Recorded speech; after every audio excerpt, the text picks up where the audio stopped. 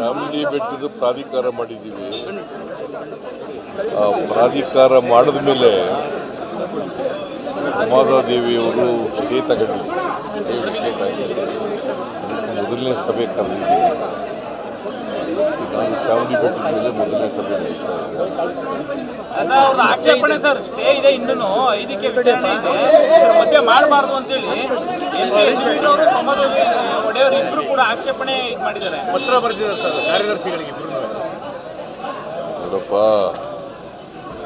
ಹಿಂದೇನು ಕೂಡ ಕಮಿಟಿ ಅಲ್ವಾ? ಹಿಂದೆ ಕಮಿಟಿ ಇತ್ತಲ್ವಾ? ಆಡಳಿತ ಮಂಡಳಿ ಇತ್ತು. ಆಡಳಿತ ಮಂಡಳಿ. ಅದಕ್ಕೆ ನೇಮಿಸ್ತಿದ್ದ ಮೆಂಬರ್ಗಳನ್ನೆಲ್ಲ ನೇಮಿಸ್ತಿದ್ದವ್ರು ಯಾರು? ಸರ್ಕಾರ. ಅದಕ್ಕೆ ಅಧ್ಯಕ್ಷರಾಗಿದ್ದವ್ರು ಯಾರು? ಆಗ ಸರ್ಕಾರದ ಅಧೀನದಲ್ಲೇ ಇತ್ತಲ್ವ? ಈಗ ಅವರು ಸ್ಟೇ ತಗೊಂಡಿದ್ರು, ಸ್ಟೇ ವಿಕೆಟ್ ಆಗಿದೆ. ಅದರಿಂದ ಕೋರ್ಟ್ನಲ್ಲಿ ಏನು ತೀರ್ಮಾನ ಆಗಿದೆ ಅದರ ಪ್ರಕಾರ ಮಾಡ್ತಾ ಇದ್ದಾರೆ. ಬಟ್ ಅವ್ರು ಸಂಸದರು ಕೂಡ ಪತ್ರ ಬರೆದಿದ್ದಾರೆ. ಸಂಸದರು ಯದುವೀರ್ ಅವರು ಕೂಡ ಪತ್ರ ಬರೆದಿದ್ದಾರೆ. ಇದು ಕಾನೂನು ಬಾಹಿರವಾದಂಥ ಸಭೆ. ಕೋರ್ಟ್ ಆದೇಶದ ಪ್ರಕಾರ ಮಾಡಬೇಕು, ಸಂಸದರು ಆದೇಶ. ಅವರು ಹೇಳ್ತಾ ಇದ್ದಾರೆ ಕಾನೂನು ಬಾಹಿರ ಸಭೆ. ಅವ್ರು ಹೇಳೋದಕ್ಕೂ ಹೇಳೋದಲ್ಲ, ನಾನು ಮಾಡ್ತಾ ಇದ್ದೀನಿ. ಕೋರ್ಟ್ನಲ್ಲಿ ಏನು ಹೇಳಿದ್ದಾರೆ ಅದರ ಪ್ರಕಾರ ಮಾಡ್ತಾ ಇದ್ದೀನಿ. ಸ್ಟೇ ನಾನು ಡೇಟ್ ಮರೆತುಬಿಟ್ಟಿದ್ದೀನಿ. 22 ಸರ್, ಈಗ ಅಂಗನವಾಡಿ ಕಾರ್ಯಕರ್ತರಿಗೆ 3 ತಿಂಗಳಿಂದ ಸಂಬಳ ಆಗಿಲ್ಲ ಅಂತೇಳಿ ಅವರೆಲ್ಲರೂ ಪ್ರತಿಭಟನೆ ಕೋಲಾರ ಭಾಗದಲ್ಲಿ ಪ್ರತಿಭಟನೆ ಮಾಡ್ತಾರೆ. ಎಲ್ಲ ಕೊಟ್ಟಿದ್ದೀವಿ ಸರ್, 3 ತಿಂಗಳಿಂದ ಆಗಿಲ್ಲ ಅಂತ ಗೊತ್ತಿಲ್ಲ, ಚೆಕಪ್ ಮಾಡಿಸ್ತೀನಿ. ಸರ್, ಈಗ ಕೋವಿಡ್ ವಿಚಾರದಲ್ಲಿ ನಮಗೆ ತಮಗೊಂದು ವರದಿ ತಲುಪಿದೆ, ಯಾವಾಗ ಅದ್ರ ಮೇಲೆ ಕ್ರಮ ಆಗುತ್ತೆ? ಕೋವಿಡ್ ವಿಚಾರದಲ್ಲಿ ನೋಡಿಲ್ಲ, ಇನ್ನು ನೋಡಿದ ಮೇಲೆ ಕ್ಯಾಬಿನೆಟ್ ಮುಂದೆ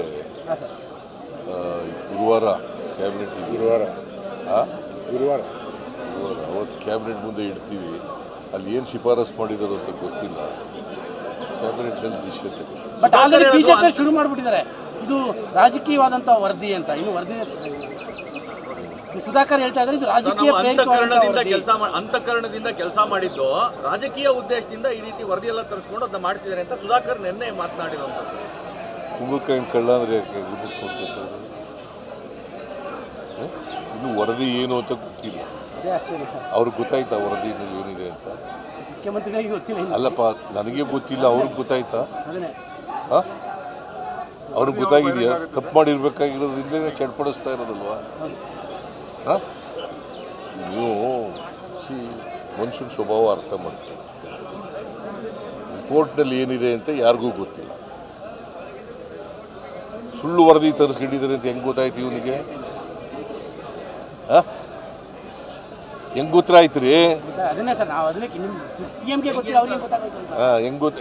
ಈಗ ಅದ್ರ ಮೇಲೆ ಕಾಮೆಂಟ್ ಮಾಡಬೇಕಾದ್ರೆ ಬಹಿರಂಗ ಆಗದೇನೆ ಹೆಂಗೆ ಮಾಡ್ತಾರೆ?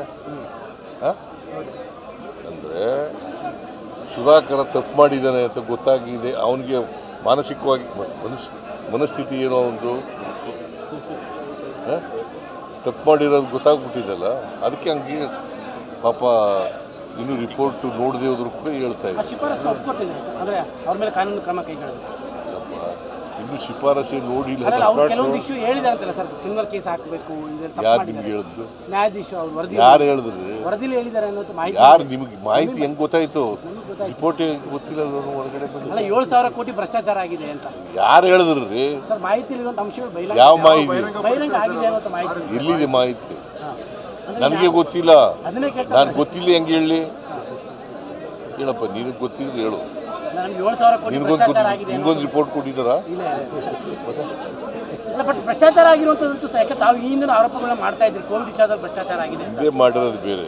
ಈ ರಿಪೋರ್ಟ್ ಏನು ಮಾಡಿದ್ದಾರೆ ಕಮಿಷನ್ ಅಧ್ಯಕ್ಷರು ಏನು ರಿಪೋರ್ಟ್ ಕೊಟ್ಟಿದ್ದಾರೆ ಗೊತ್ತಿಲ್ಲ. ಯಾವಾಗ ಬಹಿರಂಗ ಆಗುವಂಥದ್ದು ವರದಿಯನ್ನು ಯಾವಾಗ ಬಹಿರಂಗ ಮಾಡ್ತೀರಾ ಸರ್? ಸಾರ್ವಜನಿಕರ ಎಷ್ಟು ಸಾರಿ ಹೇಳಿದ್ರಿ ನಿಮ್ಗೆ? ಕ್ಯಾಬಿನೆಟ್ ಮುಂದೆ ಇಡ್ತೀವಿ, ಕ್ಯಾಬಿನೆಟ್ನಲ್ಲಿ ಏನು ತೀರ್ಮಾನ ಆಗುತ್ತೆ ಅದ್ರ ಮೇಲೆ ಕ್ರಮ ತಗೋತೀವಿ. ಸರ್, ಈಗ ಮೂಡ ಹಿಂದಿನ ಆಯುಕ್ತ ದಿನೇಶ್ ಕುಮಾರ್ ಅವ್ರನ್ನ ಅಮಾನತು ಮಾಡಿದ್ದೀರಿ, ಸರ್ಕಾರ ಅಮಾನತು ಮಾಡಿ? ಗೊತ್ತಿಲ್ಲ, ನಾನು ಮಾಡಿಲ್ಲ. ಅರ್ಬನ್ ಡೆವಲಪ್ಮೆಂಟ್ ಡಿಪಾರ್ಟ್ಮೆಂಟ್ ಸರ್, ಅದರಲ್ಲಿ ಆರೋಪ ಕೇಳಿ ಬಂದಿದ್ರು, ಒಬ್ಬರನ್ನ ಸಸ್ಪೆಂಡ್ ಮಾಡಿದ್ರು. ಇಬ್ಬರು ಆಯುಕ್ತರ ಮೇಲೆ ಆರೋಪ ಕೇಳಿ ಬಂದಿತ್ತು. ಇಬ್ಬರು ಆಯುಕ್ತರ ಮೇಲೆ ಆರೋಪ ಕೇಳಿ ಬಂದಿತ್ತು. ನಟೇಶ್, ದಿನೇಶ್ ಒಬ್ಬರು ಸಸ್ಪೆಂಡ್ ಆಗಿದ್ದಾರೆ, ಇನ್ನೊಬ್ರು ಹಂಗೆ. ನಟೇಶ್ ಮೇಲೆ ಏನು ಆರೋಪ? ದಿನೇಶ್ ಅಂದ್ರೆ ಮುಡಾದಲ್ಲಿ 50-50 ಅವರು ದುರುಪಯೋಗ ಮಾಡಿದ್ದಾರೆ, ಕಾನೂನು ಬಾಹಿರವಾಗಿ ಮಾಡಿದ್ದಾರೆ ಅಂತೇಳಿ ನಗರಾಭಿವೃದ್ಧಿ ಇಲಾಖೆ ಅಮಾನತ್ ಮಾಡಿದ್ದಾರೆ. ಕೇಳಪ್ಪ ಇಲ್ಲಿ ದರ್ ಇಸ್ ಕಮಿಷನ್ ಅಪಾಯಿಂಟೆಡ್.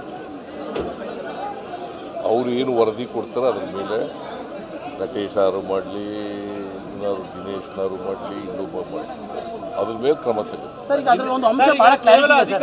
2009ರ ಹಿಂದಿನ ಬಡಾವಣೆಗಳಿಗೆ 50-50 ಅನ್ವಯ ಆಗೋದಿಲ್ಲ, ಇವರೆಲ್ಲ ಅನ್ವಯ ಮಾಡಿಬಿಟ್ಟಿದ್ದಾರೆ ಅಂತ. ರಿಪೋರ್ಟ್ ಏನು ಬರ್ತದೆ ಅಂತ ನೋಡೋಣ ತಡಪ್ಪ. ನೀನು ಕಮಿಷನ್ ಚೇರ್ ಅಲ್ಲಲ್ಲ, ಅವರು ನಿನ್ನೆ ಆದೇಶ ನಗರಾಭಿವೃದ್ಧಿ ಇಲಾಖೆ ಒಂದು ಆದೇಶ ಮಾಡುತ್ತಿದ್ದಾರೆ. ಸರ್ ನಿನ್ನೆ ಆದೇಶ ಇದೆ sir. A commission is appointed, ಗೊತ್ತಾಯ್ತಾ? ಅವ್ರು ಏನು ರಿಪೋರ್ಟ್ ಕೊಡ್ತಾರೆ ಅಲ್ಲ ಸರ್, ನಿನ್ನೆ ಸಸ್ಪೆಂಡ್ ಆರ್ಡರ್ ಇದೆ ಸರ್. ಅದು ನಿನ್ನೆ ಸಸ್ಪೆಂಡ್ ಆರ್ಡರ್ ನಾನು ನೋಡಿಲ್ರಿ, ನೋಡ್ದೆ ಏನು ಹೇಳಲಿ ನಾನು? ಆಯ್ತು, ನಿಮ್ ಗಮನಕ್ಕೆ ಬಂದಿಲ್ಲ ಅಂತ. ಯಾವುದು ಗಮನಕ್ಕೆ ಬಂದಿದೆ, ಸಸ್ಪೆಂಡ್ ಆಗಿರೋದು ಗೊತ್ತಾಗಿದೆ, ಬಟ್ ಏನು ಬರ್ದಿದ್ದಾರೆ ಆರ್ಡರ್ಸ್ನಲ್ಲಿ ಅಂತ ಗೊತ್ತಿಲ್ಲ. ಸರ್, ಇವತ್ತು ಚಾಮುಂಡಿ ತಾಯಿ ದರ್ಶನಕ್ಕೂ ಕೂಡ ಹೋಗ್ತೀನಿ.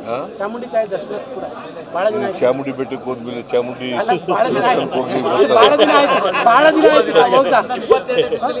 ಹೇಳಪ್ಪ, ಚಾಮುಂಡಿ ಬೆಟ್ಟಕ್ಕೆ ಹೋಗ್ತಾ ಇದ್ದೆ. ಚಾಮುಂಡಿ ಬೆಟ್ಟಕ್ಕೆ ಹೋದ್ಮೇಲೆ ದರ್ಶನ ಮಾಡ್ಲಿಕ್ಕೆ ಹೋಗ್ಬೇಕಲ್ಲ. ಹೊಸ ಲುಕ್ಕಲ್ಲಿ ಹೋಗಿದ್ದಾರೆ ಸರ್. ನೀವು ಬ್ಯಾಕ್ ಟು ಬ್ಯಾಕ್ ಹೋಗ್ತಿದ್ದವರಲ್ಲ, ಹೊಸ ಲುಕ್ಕಲ್ಲಿ ಫುಲ್ ಚಾರ್ಮ್ ಆಗೋಗಿದ್ದೀರಾ ಇವತ್ತು ಅಂತ. ನಿಮ್ಗೆ ಹಂಗೆ ಕಾಣಿಸುತ್ತೆ. ಎಲ್ಲರೂ ಟೆನ್ಷನ್ ಅಲ್ಲ ಬಟ್ ಎಲ್ಲರೂ ಟೆನ್ಷನ್ ಅವರು ಸಿಎಂ ಅಂತಾರೆ. ನೀವು ನೋಡಿದ್ರೆ ಆರಾಮ್ ಯಾವುದೋ ಮದುವೆ ಹೊರಟೋಗ್ಬಿಟ್ಟಿದ್ದೀರಾ. ಯಾರು ಟೆನ್ಷನ್ ಅಪೋಸಿಷನ್ ಎಲ್ಲ ಹೇಳ್ತಾ ಇದ್ದಾರೆ ಸಿಎಂ ಟೆನ್ಷನ್ ಅವ್ರ. ನೀವು ನೋಡಿದ್ರೆ ರೇಷ್ಮೆ ಶಾಲೆ ಯಾವಾಗಲೂ ಅಲ್ಲ, ಅದಕ್ಕೆ ಬಹಳ ಚಾರ್ಮ್ ಆಗಿದ್ದೀರಾ ಅಂತ. ಫುಲ್ ಚಾರ್ಮ್ ಇದೆ ಇವತ್ತು. ವಿರೋಧ ಪಕ್ಷದವರು ತಾವು ಕುಂದೋಗಿದ್ದೀರಿ, ಕುಗ್ಗಿದ್ದೀರಿ ಅಂತ ಹೇಳ್ತಾರೆ. ಏನಾದರೂ ಅವರಿಗೆ ಪಾಪ ಸುಳ್ಳು ಹೇಳ್ಬಿಟ್ಟಿದಾರಲ್ಲ, ಸುಳ್ಳು ರುಚಿವತ್ತಾಗದಿರೋ ಕಷ್ಟ ಅಂತೇಳಿ ಅಂದ್ಕೊಂಡಿಲ್ಲ. ಅವ್ರಿಗೆ ಯೋಚನೆ ಮಾಡಿ, ನಮಗೆ ಯಾವಾಗಲೂ ಸುಳ್ಳು ಹೇಳಿಲ್ಲ, ಅಸತ್ಯ ನುಡಿದಿಲ್ಲ, ಮತ್ತೆ ತಪ್ಪು ಮಾಡಿಲ್ಲ. ನಮ್ಗೆ ಸರ್, ನಿನ್ನೆ ದೇಶಪಾಂಡೆ ಅವರು ಮಾತಾಡಿದ್ದಾರೆ ಸರ್. ಸರ್, ನಿನ್ನೆ ದೇಶಪಾಂಡೆ ಅವರು ಮಾತಾಡಿದ್ದಾರೆ, ಮುಖ್ಯಮಂತ್ರಿಗಳು 5 ವರ್ಷ, ಸಿದ್ದರಾಮಯ್ಯವರು 5 ವರ್ಷ ಇರ್ತಾರೆ, ನೀವು ಒಪ್ಪಿಗೆ ಕೊಟ್ಟರೆ ನಾನು ಚೀಫ್ ಮಿನಿಸ್ಟರ್ ಆಗ್ತೇನೆ ನಾನು. ಅಪ್ಪ, ಚೀಫ್ ಮಿನಿಸ್ಟ್ರು ಮಾಡೋರು ಯಾರು? ಹೈಕಮಾಂಡ್. ಬಟ್ ಅವ್ರ ಪ್ರಕಾರ ಚೀಫ್ ಮಿನಿಸ್ಟರ್ ಮಾಡೋರು ಯಾರು? ಶಾಸಕರು. ಹೈಕಮಾಂಡ್ ಅವ್ರು ಏನು ತೀರ್ಮಾನ ಅವ್ರ ಪ್ರಕಾರ ನೀವು ಅಂತ. ಸರ್, ಅವ್ರ ಪ್ರಕಾರ ನೀವು ಅಂತ.